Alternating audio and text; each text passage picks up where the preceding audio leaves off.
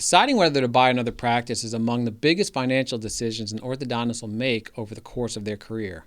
Today we're talking with a doctor who has already made this transition. She's here to share her insight and advice. Stay with us.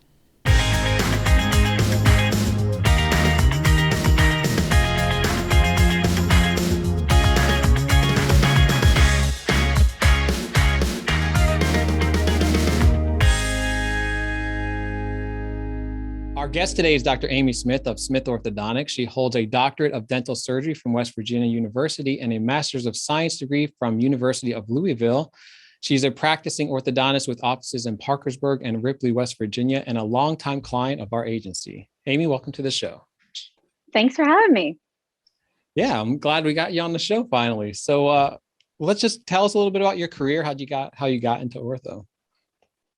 Well, dentistry has been in my family since forever. My grandfather was a dentist, and he had a practice in St. Mary's, where I grew up in West Virginia. And then my father and my uncle joined him in this practice. So growing up, I spent lots of time, at the dental office, running up and down the halls and, Oh, yeah, having fun there. And then when I went off to college, I just really realized that, dentistry is a great profession for women, for anyone really. And so I got into dental school there at WVU. And, after, all that time there, then went to Louisville for ortho. And it's just been fantastic. I've never regretted it for a second. I love it. I love ortho. I love,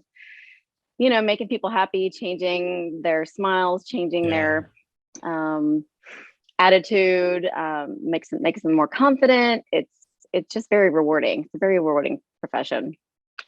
Do you remember a time or like what age you were when you kind of made the decision, I'm going to do this and be an orthodontist?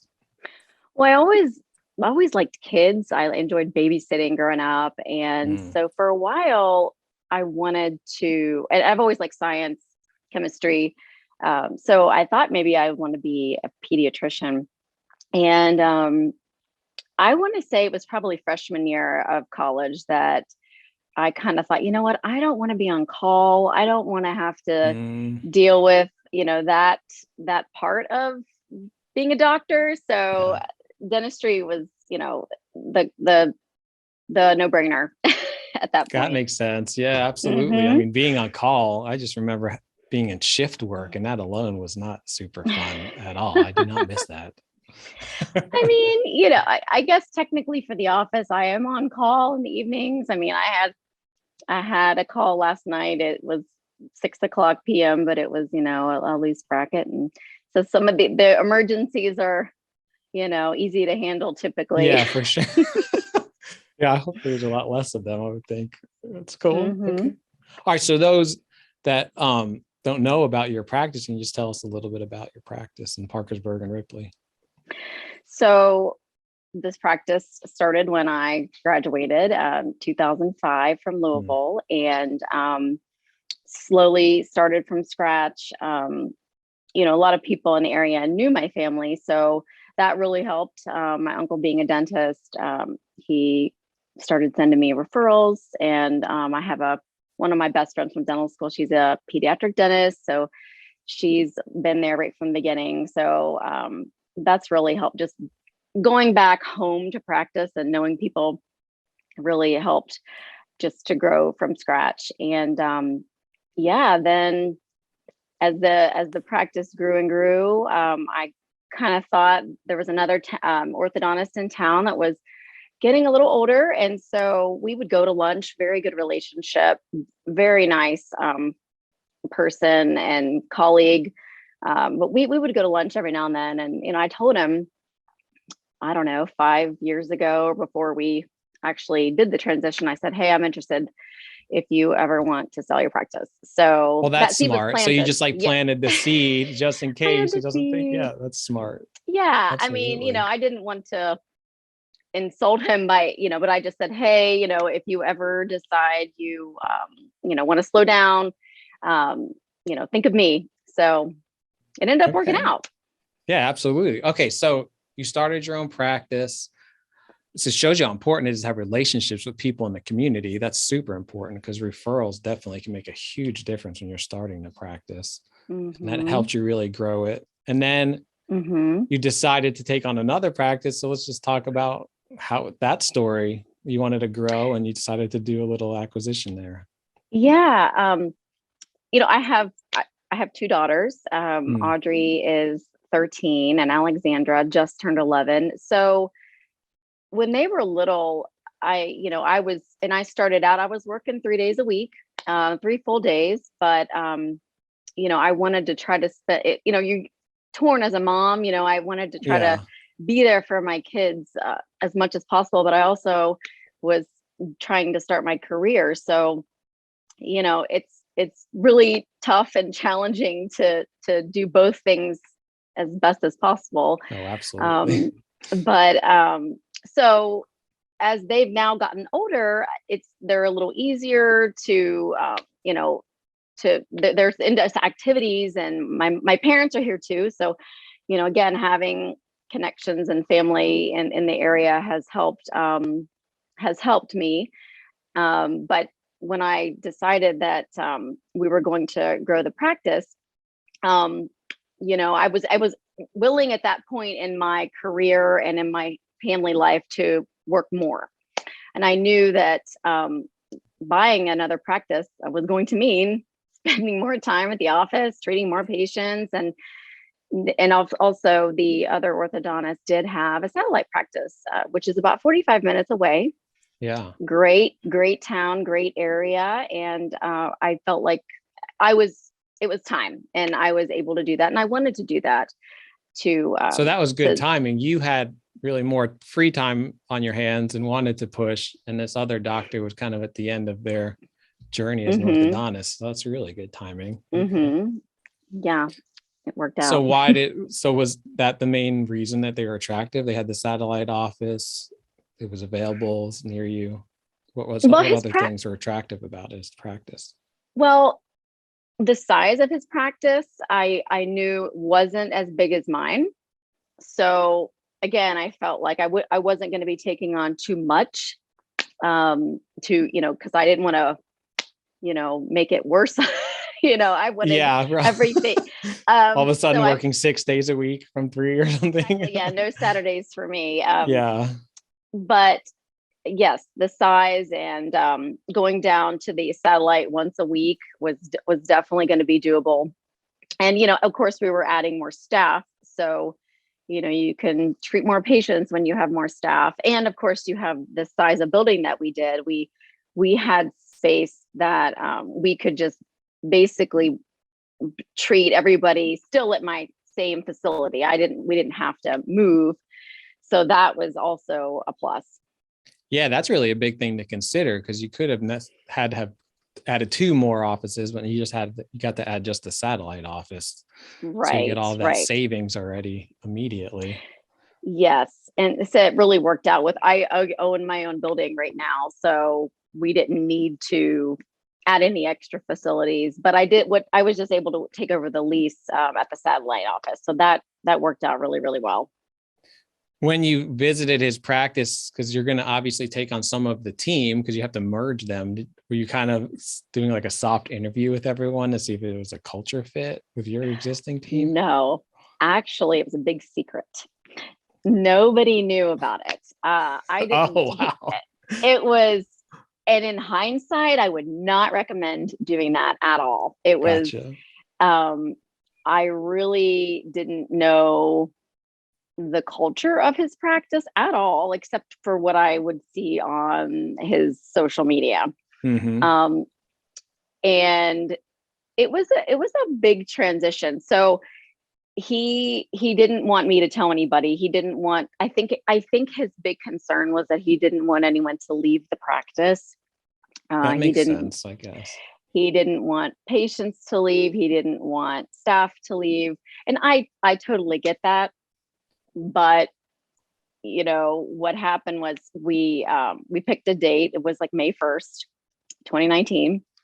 And he told them all at a lunch meeting that he was selling his practice, and then I showed up, and it's like, hi, I'm your new boss. And honestly, there were lots of tears going on over there. I bet. It was like, Like, welcome oh to the my, what team. did I just walk into here? Yes. So, and it was, and then he went off to the AAO meeting. So he was gone for like the next week. Oh, like immediately he just disappeared. Okay, yeah, he was like, okay, I'm going on vacation. So I spent the next week, we moved things. Yeah, of course. He was paper charts. I was all electronic. I mean, it was definitely a lot to take on, and having the staff not really knowing, and they weren't prepared. But here we are now, 2 years later, everything's great. Yeah, of course.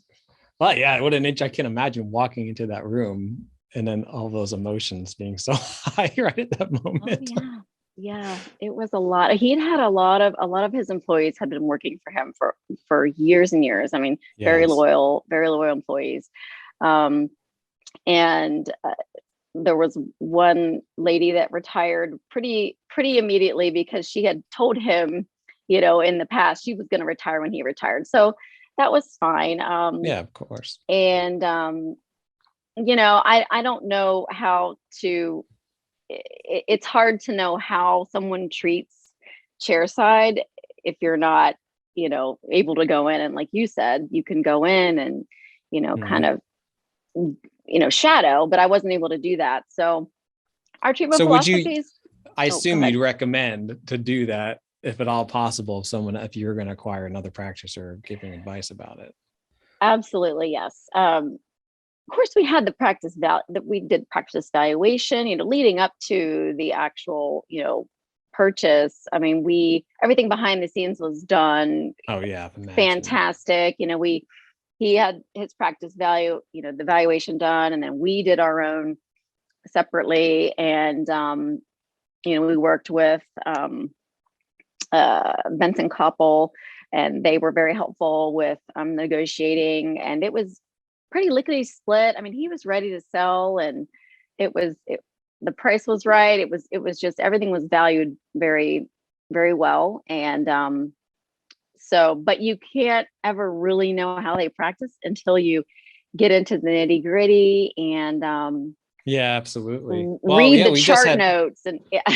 We just had Chris on the show, so this is perfect timing. So you definitely, right? I would assume you recommend working with someone, an expert, when you're going through this sort of change. Absolutely. Yes. There's probably not a time for a handshake agreement. No, but they gave us very good advice. So yes, that's highly recommended. That side was very, very well done. All the T's crossed, I's dotted. All right. Yes. So do you have any other advice if you're to do it over again, for someone thinking about going down this journey? Well, I think that in the beginning, I wanted everything to keep flowing the way I had always been practicing. And we tried to cram a lot of his patients into our time slots, and the way he practiced was very different than the way I practiced. I mean, he did a lot of wire bending, and that wire bending takes a lot of time chairside. I'm more of a let's repo brackets, and more straight wire. So it made sense as to why he scheduled so much time with his patients. After the fact, I realized this. So I see that. It was a lot of running behind in the beginning, and I hate running behind. I'm very particular with, we have these crazy schedules that, our consultants had, spent so much time, filling out, and they're fantastic, but trying to cram certain patients into small time slots, it was tough in the beginning, and it was tough on the staff. But what I would say is I probably should have worked on some Fridays. I should have worked on extra days, in the beginning, just to fit everybody in. And so looking back, yes, hindsight, I should have spent a little more time in the office rather than trying to cram some patients in. You live and learn. Well, it's only because he had that different culture. I mean, I could see you're Mm-hmm. really focusing on efficiency, which you have to do Mm-hmm. nowadays. Absolutely. Yeah, a lot of the girls were used to the pace that we were, and some of the patients weren't either. I mean, we had some staff ended up leaving, which, you know, it's fine. Not everybody's going to work well with different doctors and whatnot. Mhm. So, you know, you got to do what you got to do. And some patients end up leaving, and we hated to see any patient go. And, you know, we always try to do our best, but some patients are just gonna try to find what they're used to maybe before. So Yeah, I think that's absolutely right. But on the other yeah, hand, when you acquire practice, if there are a lot of inefficiencies there, there's probably a lot of opportunity to increase kind of the valuation that was yeah, compared to what you bought it for, right? yes, So I think it's a good purchase. we're running a business, and, you know, we didn't go to school for that. I didn't go to school for that. Yeah. You know, I wish I'd have taken some business classes when I was back in undergrad, and I just, you don't think about that.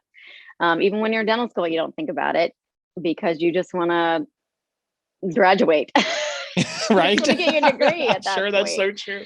I know, I hear Oh that a my lot. goodness. It seems like it's going to have to change. I mean, that's why we're going to put together a marketing academy just to help orthodontists who need to know at least the basic stuff, because they don't teach Oh you yeah, guys in school at all. they don't. But, you know, there's so much to running a business, and you got to watch the overhead. You got to watch. There's so many things to watch. You know, my husband and I have these conversations. He's like, have you checked this and this? And I'm just like, I'm just trying to get through my Invisalign clin checks. I just, you know, it's a lot. It's Absolutely. just, every time you know, sometimes I just barely sit down at the office because every time you sit down, someone needs you. And it's like, you can't do the business side of things. You can't. So That makes a lot of sense. Oh, mhm. yeah, the troubles of being busy. All right. So one thing that caught my attention is you said he was all on paper and you are electronic. And I know Mhm. even recently you just changed your patient management system. So let's talk about kind of that journey, merging the two, and then going to another patient management system. How was that, man? So when I graduated, I mean, U of L was fantastic with, you know, it was 2005, but I was like immediately all about going digital, digital charting, digital x-rays. Yeah. So, you know, I've been that way for pretty much since I got out. And so I had OrthoTrack. I had that for years. And he was also OrthoTrack. So I thought, oh, this is great. This is going to be Oh easy. yeah. On the surface, it seems perfect. Like how Or so lucky. you would think.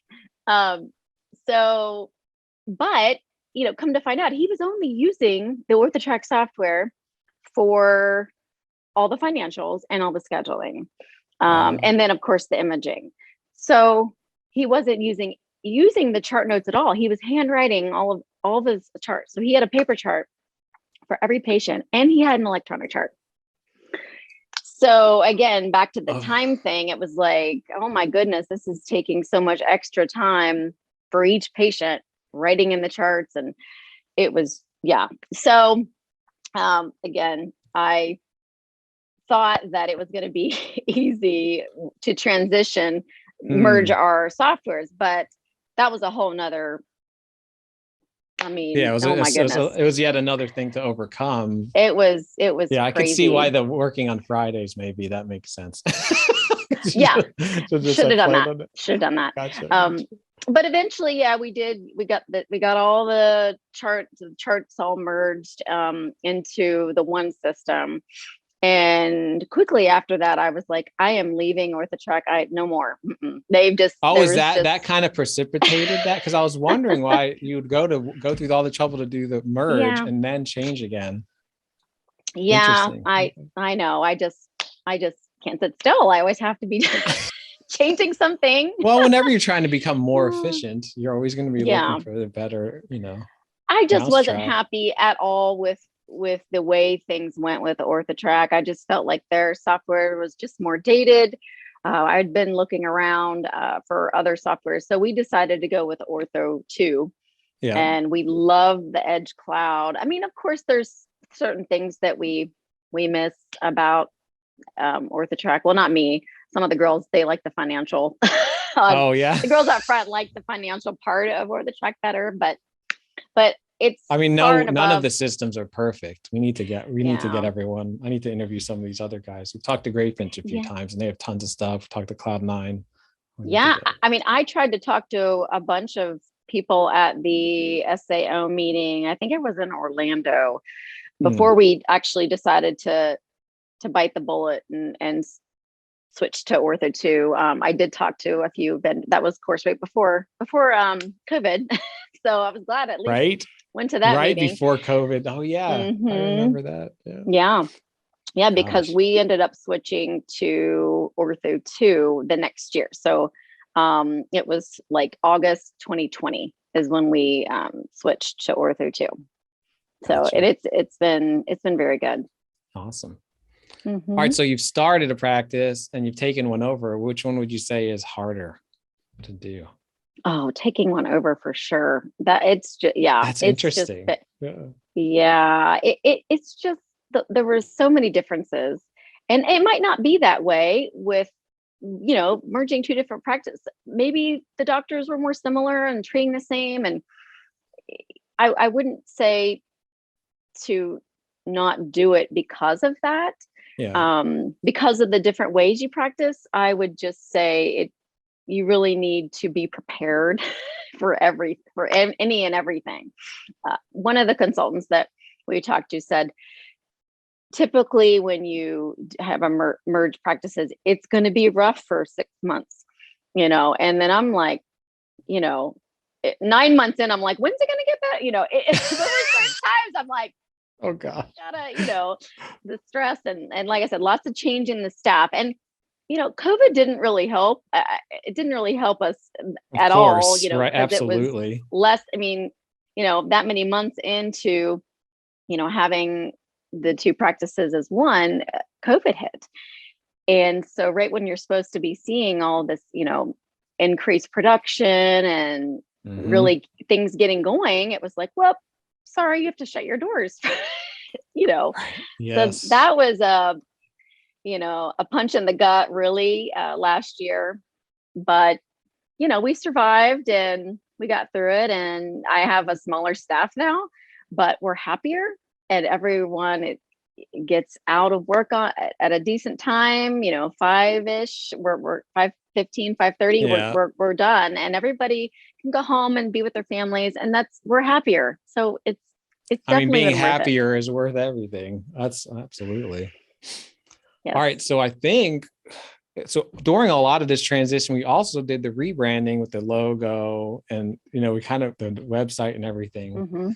So just tell me about why did you decide to do that? Why was that a good time? Are you happy you did that at the time? And well, you got to keep things fresh, with marketing, as you know so much more than me about that, but it had been a few years, maybe 2 years or so since we had redone our website.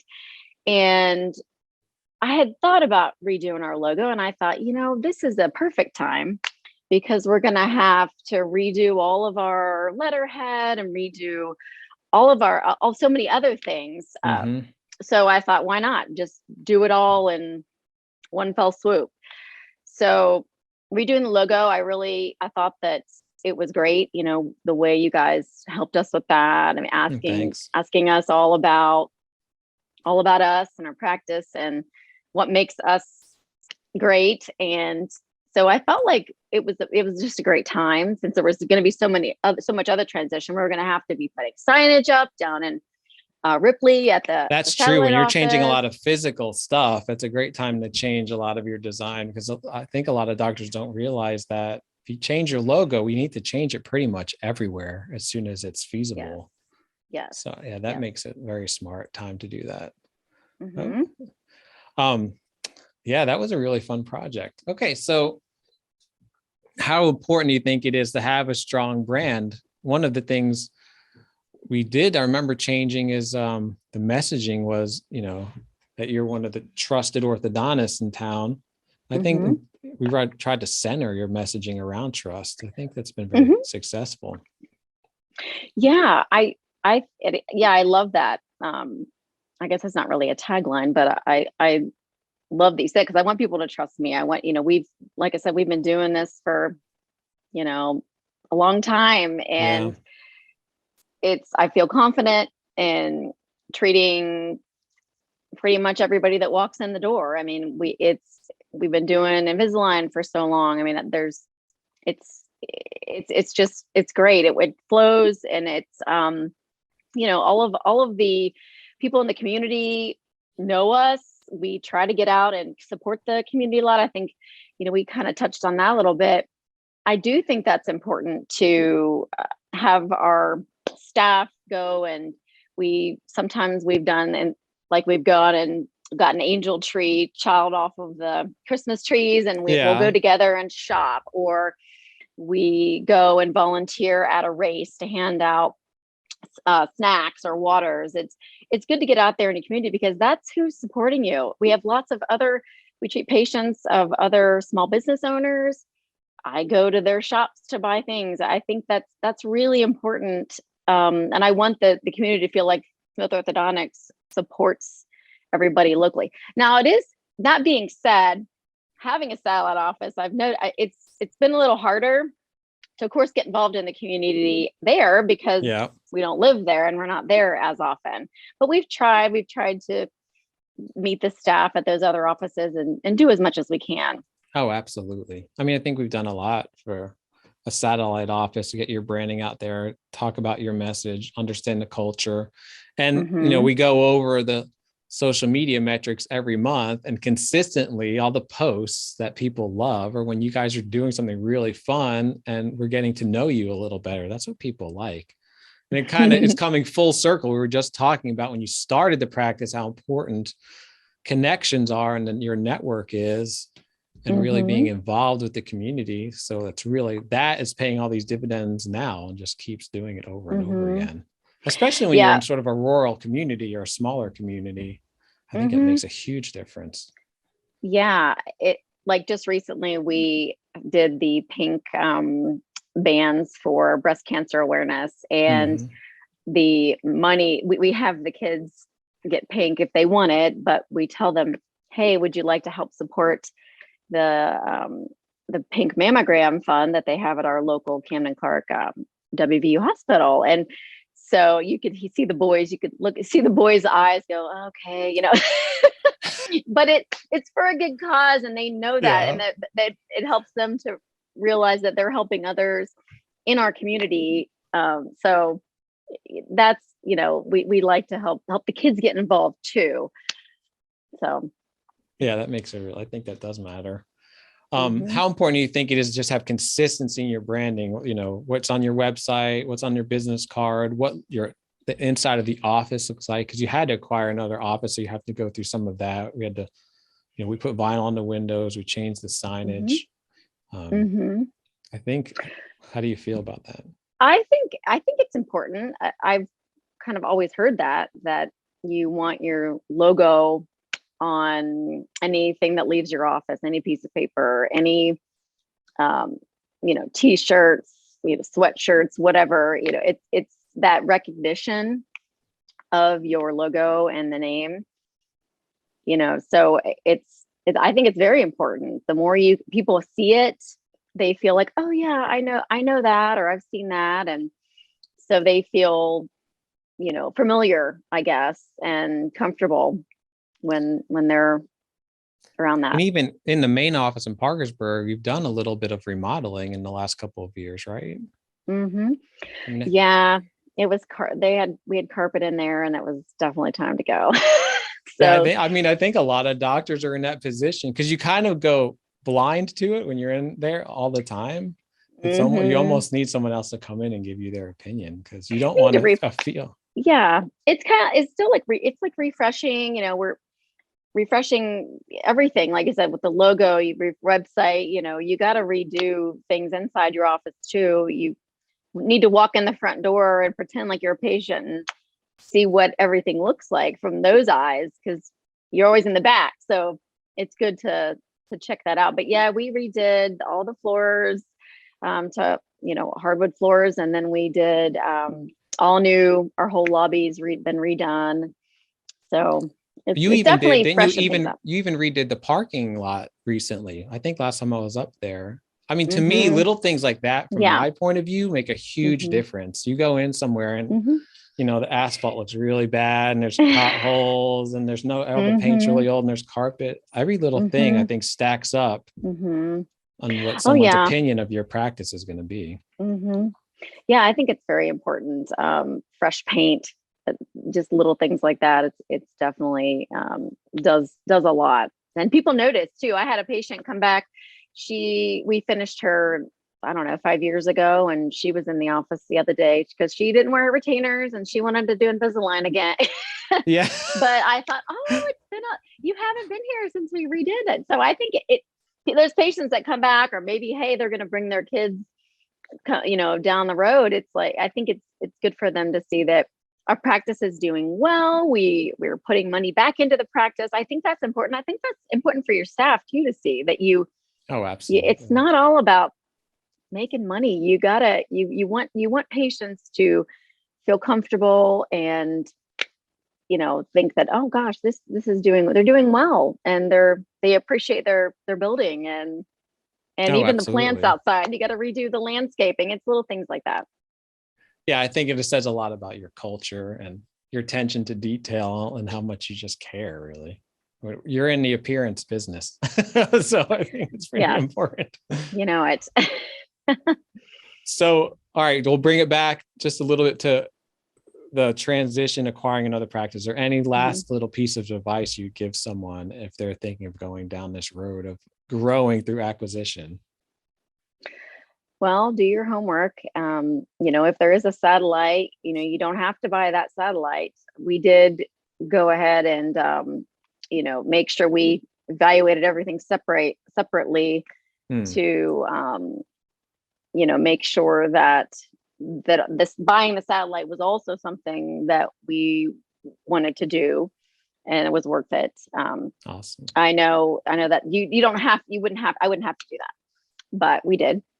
So I definitely would, recommend that. And, of course, consulting with the experts, but some of these big companies, Benson Koppel, Miguel Hill, Kane Waters, there's so many great companies. Jill Allen helped us a whole lot with her consulting during the whole process.